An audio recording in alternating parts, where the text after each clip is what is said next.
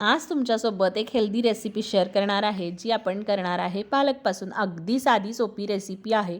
एकदम मऊ लुसलुशीत असे पराठे आपण बनवणार आहोत, जे आपण मुलांना टिफिनमध्ये देऊ शकतो. मुलं नक्की टिफिन संपवून वापस आणणार.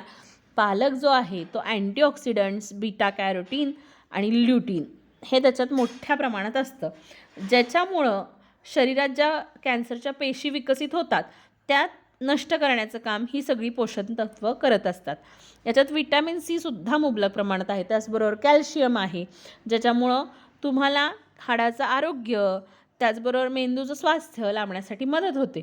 डोळ्यांच्या समस्या असू देत, बद्धकोष्ठता असू देत किंवा ॲनिमियाचा धोका असू देत, ते सगळं कमी करण्याचं काम पालकमुळे होतं.